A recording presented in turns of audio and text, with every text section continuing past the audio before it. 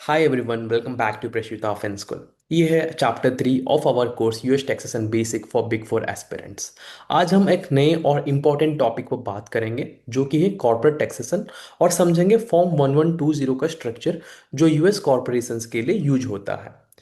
सबसे पहले corporation corporate tax basically उन बिजनेसेस पर अप्लाई होता है जो यूएस में कॉरपोरेशंस के फॉर्म पर रजिस्टर्ड होते हैं।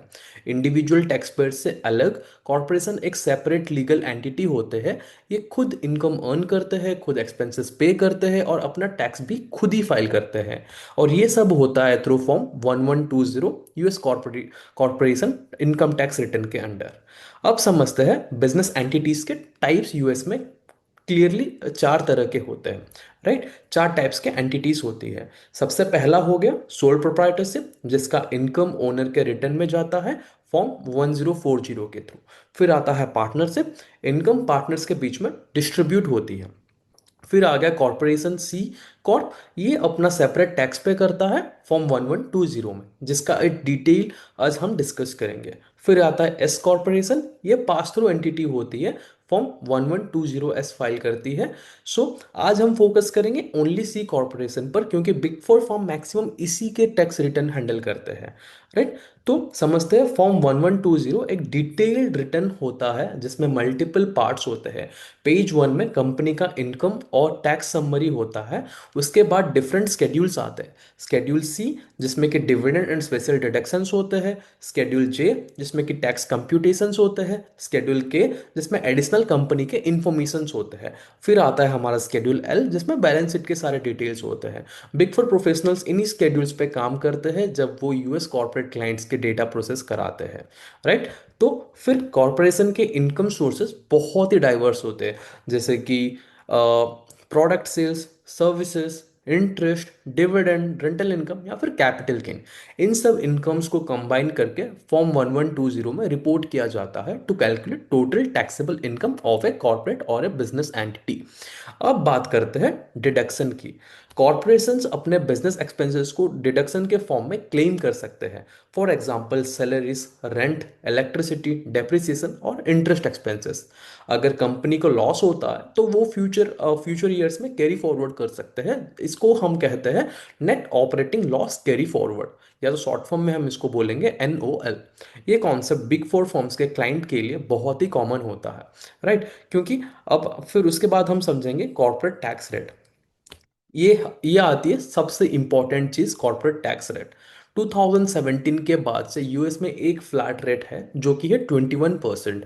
यानी जितना भी प्रॉफिट टैक्सेबल बनता है उस पर डायरेक्ट 21% का टैक्स लगेगा। कुछ स्टेट्स अपना एडिशनल टैक्स भी लगाते हैं, जैसे इंडिया में स्टेट लेवल टैक्सेस होते हैं, राइट। तो चलिए एक सिंपल एग्जांपल के साथ समझते हैं कि एक कंपनी ने अगर $1 मिलियन का रेवेन्यू अर्न किया है और $7 लाख का उसका एक्सपेंसेस हुआ, तो टोटल टैक्सेबल इनकम कितना हुआ? $3 लाख, राइट। अब इस पे आप 21% का टैक्स लगा लगा लेना, जो कि होगा अराउंड $63,000। यही basic computation big four analyst daily करते हैं वेल प्रिपेयरिंग फॉर्म 1120 रिटर्न्स।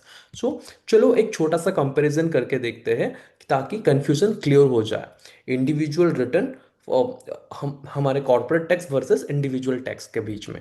तो सबसे पहले इंडिविजुअल रिटर्न फॉर्म 1040 में फाइल होते हैं, जहां स्लैब बेस्ड टैक्स रेट होता है।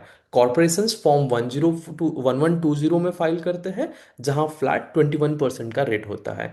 इंडिविजुअल पर्सनल डिडक्शन लेते हैं, लेकिन कॉर्पोरेशंस बिजनेस एक्सपेंसेस डिडक्ट करते हैं।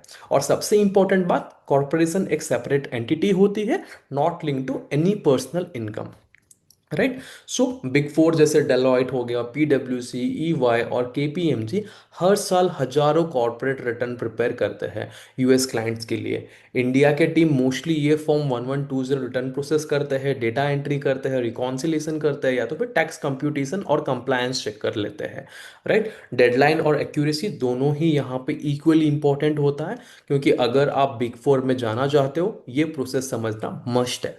तो फिर आते हैं कॉमन मिस्टेक्स। सो कॉर्पोरेट रिटर्न्स का स्ट्रक्चर कॉम्प्लेक्स होता है और छोटी सी भी गलती बहुत ही बड़ी पेनल्टी में बदल सकती है।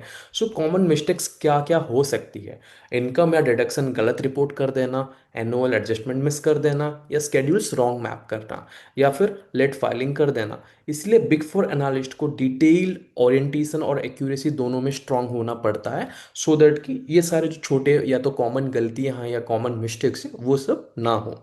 राइट। सो अभी कर लेते हैं क्विक रिकैप, हमने जो भी इस पर्टिकुलर चैप्टर में पढ़ा। तो आज हमने देखा कॉर्पोरेट टैक्सेशन क्या होता है, फॉर्म 1120 का स्ट्रक्चर क्या है, इनकम और डिडक्शन का लॉजिक, इनकम एंड डिडक्शन के पीछे लॉजिक क्या है, उसके बाद टैक्स रेट जो कि फ्लैट 21% का होता है, और बिग फोर फॉर्म्स का एक्चुअल रोल क्या होता है ये पर्टिकुलर फॉर्म को भरने के लिए। यानी अब आपको क्लियर आइडिया मिल गया होगा कि कॉर्पोरेट क्लाइंट एक टैक्स रिटर्न कैसे हैंडल करते हैं। राइट। सो आपने कंप्लीट कर लिया है हमारा चैप्टर 3।